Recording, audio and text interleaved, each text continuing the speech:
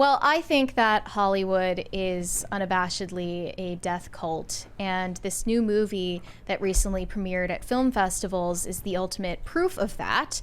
They widely celebrated it. It got a prize at the Venice Film Festival and had an 18-minute long standing ovation. The title is The Room Next Door, and it's starring Tilda Swinton. She plays a character who is suffering with terminal cancer, and she chooses to end her own life via euthanasia along with a companion by her side. It is being openly touted as a pro-euthanasia film, and it won the top prize at Venice Film Festival. It's also with Julianne Moore playing the friend in the movie. Does Jack Kevorkian have some type of cameo? I don't think so. I'm guessing. I don't think Jack Kevorkian's still alive. But you get my point.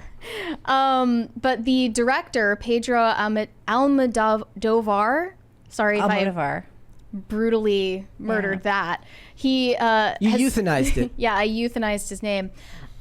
He talked about the agenda behind this movie very openly. Accepting the award at Venice, he told the audience, quote, "I believe that saying goodbye to this world cleanly and with dignity is a fundamental right of every human being." The film sees Tilda Swinton play a war correspondent suffering from terminal cancer.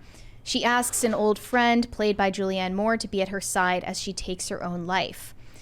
Almodovar said he made the film to communicate his belief that euthanasia should be available around the world. Quote, "It's not a political issue, but a human issue." He also thanked them for their performances. And he said, "It's a film about two women, and the two women are Julianne and Tilda." But it really just sounds like this is a movie about death and celebrating death and promoting death, without really a caveat there. And I think it says everything you need to know about the people there, that they psychotically stood up in rapturous applause for the message that people around the world deserve the right to suicide. And I think his use of the word clean is very interesting and says a lot about his attitudes toward life as well. That he sees death, or natural death, as an inherently messy, dirty, undignified thing. And when it's medicalized, it's clean and it's sterile and it's respectable. There was I think that's really a shame, because life is messy and dirty, at its best. It always is those things. Birth is messy and dirty. Like, you could apply this same logic to birthing people from pods instead, or always doing a C-section because it's cleaner and it's more dignified, and no one's screaming and yelling. And as euthanasia continues to take hold in the West as this idea, and you can mix it with, or you can combine it with so many of the other anti-life things that we have going on, it really is an attempt to dehumanize humanity, to eliminate the human project of, growth and transformation, into having everything just be, as you said, very clinical. And there are so many different methods of this, and it is part of the transhumanist project.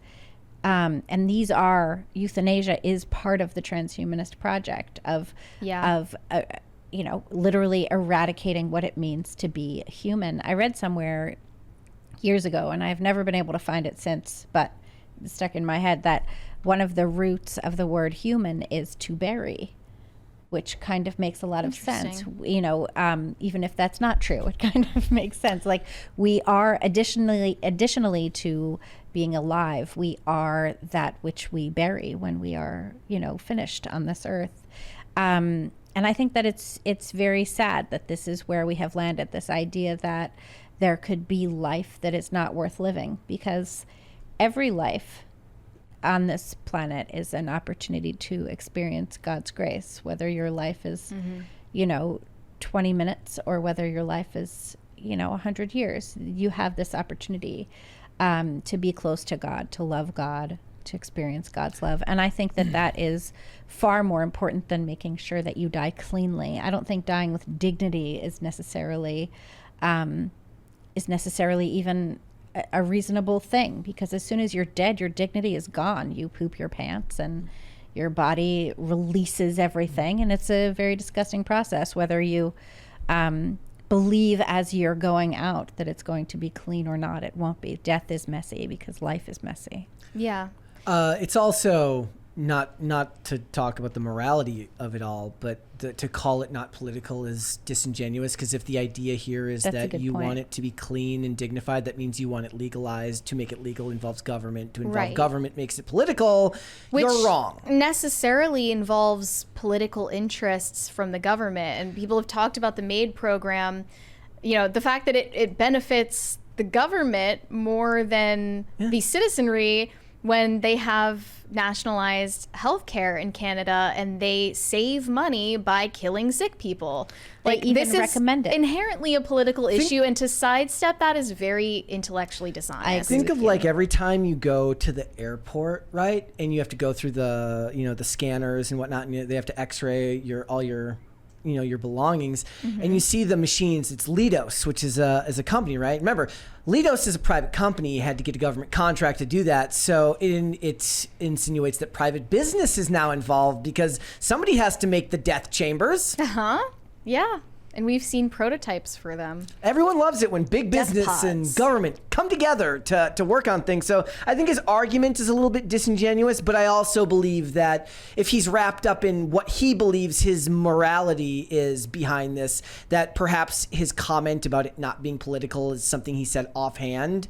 Maybe disingenuous, maybe he just doesn't think about it that deeply. My guess is he's more concerned about the human element in this. I think he's very concerned about giving the impression that he's deep and intellectual. Correct. And that's the entire point of films like this. Didn't he write it? Didn't his wife pass or something? And this was like in part about that. I don't know about his personal history. Is that related? I don't know. Thought so, but I feel like they would have different director. They might have mentioned it. Yeah, maybe I'm thinking of something else. Yeah, but it's interesting that they wrote this character as well as a war correspondent, because she is doing journalistic coverage of people dying in the most violent and brutal and perhaps, quote unquote, undignified ways.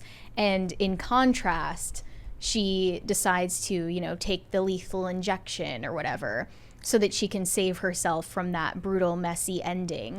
I will give the audience at the festivals the benefit of the doubt in that my interpretation would usually be not that they agree 110% with the sentiment of it, but they enjoyed being taken on the roller coaster that was the filmmaking, and whether they agree with the premise at the end. Again, I haven't seen the film. We haven't seen the film. We're not talking about legendary. We're not talking about the film itself. We're talking about the premise in which the film is based on, right? Is that what they're applauding is that this director took a very specific and serious subject matter and took them along for a ride that made them feel something, and that's what they're applauding. Not that necessarily they stood for 18 minutes and applauded death. Now that's just attempting to steelman the argument rather than to just assume that all of them say, yes, I would love it if everyone went and did that if they felt it so inclined to do so. But I think that you can sidestep and ignore a lot of very obvious ethical and moral concerns about a certain issue by just saying the word nuance. Like, there are so many gray areas, there's so much nuance, so we can't really make any absolute statements about the right or wrong of anything because everything is just so nuanced. And that's what I feel like is the reception of this movie. I don't feel very nuanced about euthanasia. I think neither do I. Totally wrong. But according to Catholicism, if you commit suicide which euthanasia is distinctly suicide, you can't go to heaven. So, well, it's in a certain sense one of the most serious mortal sins because, if successful, you have no chance to seek forgiveness and absolution for it. So that's why it's taken so deeply seriously. It's very grave. I mean, I don't know if this is like an ironic comment, but I saw it under the film's trailer on YouTube. This person said, apparently they got a 17-minute standing ovation at a film festival screening for this film, so it must be that good. And there were people actually agreeing with it, saying that the 17-minute standing ovation this film received must confirm that it is objectively a masterpiece. It's become actually a running gag on all of Twitter, on all of film Twitter. All of these websites like discussing film and stuff like that, they list how long the standing ovations were for movies at film festivals as posts. And it's so weird, right? Like, can you imagine being in the crowd and there's this weird pressure to stay standing and clapping until your hands are bleeding, and everyone's thinking about I just don't do it, where they're gonna go after this, and they're just pretending to care. If I actually want to stand, I will stand. But it is very rare that I wish to stand. And I will absolutely never give a standing ovation to a film. Nothing deserves a 17-minute standing ovation. Look, I mean, standing ovations are for... That's mass hysteria. I'll do this every time Top Gun Maverick shows finishes. and concerts. You know? If people clap after, like, a flight, I just roll my eyes into space. I'm okay with it if it felt like we were all going to die. That's but different. Otherwise, you know, never been in then that we're situation. cheering life. You know, like, yeah, we did not crash. But I'm looking at these other comments and they're all like, wow, the colors go so well together. The soundtrack, it's so aesthetically pleasing.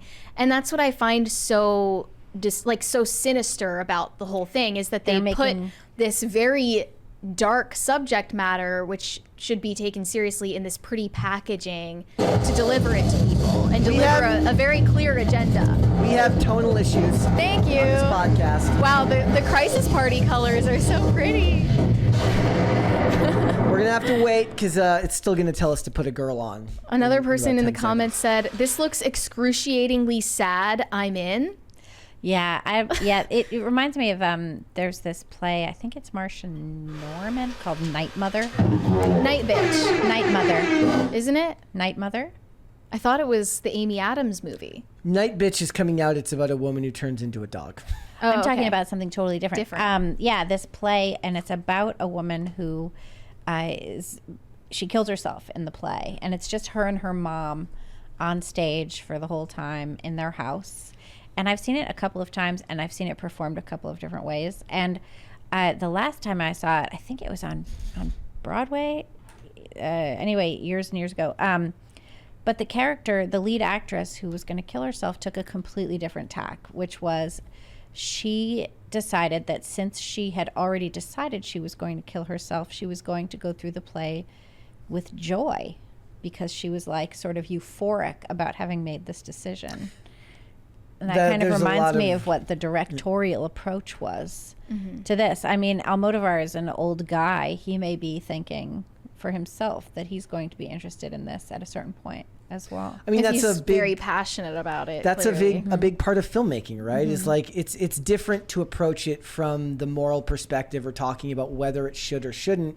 But a lot of times, truly creative people look to explore a subject matter, and they understand that a lot of people aren't necessarily going to agree or disagree, or are necessarily going to agree with them. And I don't see anything wrong with that. I understand that what we're talking about here is that Hollywood as a whole has a tendency to want to push things that, you know, they kind of lean into our worst sensibilities in a lot of ways, but you find a lot of reality in the human experience by exploring things that are uncomfortable or that people are not always willing to agree with or disagree with. My issue here would be more with the idea of him talking about it being state sponsored, because that's what it goes back to for me. Like I'm a lot less interested in the moral argument as a human imperative, because everyone's going to have their opinion on that. I would feel more strongly about it being used as a means of saying, like, this is why it's good for government to get involved in something like this. Yeah, I don't think government should do the death penalty, and I don't think that they should do suicides. I don't think that I'm anti-death penalty, just on the strict principle that the government screws up so much. Why am I supposed to believe that they're going to get this right? I think that's the biggest reason to be opposed to capital punishment, but I also just don't think that it's the government's right to take a life. I mean, just aside from the conversation about like mortality and like the ethics of euthanasia, I just find this to be like peak cinema nerd pretentiousness. Oh, for sure. This would can't play at the stand art it. houses if there were art houses anywhere. Like one of the comments said, I wonder what's the meaning behind the green and red. It looks like some kind of duality between the characters. This is so interesting. Well, the thing is, the art director probably does have a meaning behind it. That's what's hilarious about it. It's but like I was watching, I told you while I was in the middle of watching Breaking Bad for the first time, I noticed that they had all of these characters wear very specific color palettes in the show. Oh yeah, absolutely. And I was like, I know it's intentional, and it pisses me off that it's intentional and that it has some kind of secret little meaning. Even a show as surface level as CSI would do like color palettes per episode, where all the characters would have a color palette unique to their character. Yeah, And I stuff like lean that. toward being a bit of a Philistine. Well, look, and me and you have this These discussion situations. all the time. Like, these aren't the movies that interest me. Never have been. Like, give me a Jason Statham action movie. And me and Mary literally were talking the other day about how I was like, I'm excited for Red One. She's like, it looks so bad. I'm like, I know, it's awesome. Like I've gotten really into watching shows that get not even one season. They get 13 episodes. Like, I'm talking like 2,000 shows. Slow commitment. That don't even get to the full seasons. They get canceled at episode 13 at like the mid-season finale. And I'm finding I'm having so much fun because most of them aren't long-term storytelling anyways. Yeah. They're just telling individual stories. I started watching the show Almost Human last night. It's a show with Carl Urban and Michael Ealy about a cop who has to pair with like an android and work with the android in the city, and they're dealing with like almost like replicants and bio warfare. And it was like 2 years after he made Dread, so there's a great theme there, and it's got an interesting look, and it didn't even get half a season, and I'd still rather watch that than whatever this is. Whatever the hell Yeah. this is. All right. Thanks for watching. Listen to full episodes of Pop Culture Crisis on Spotify. Keep up with us on social media and make sure you subscribe and ring that bell so you never miss the show. Bye, guys.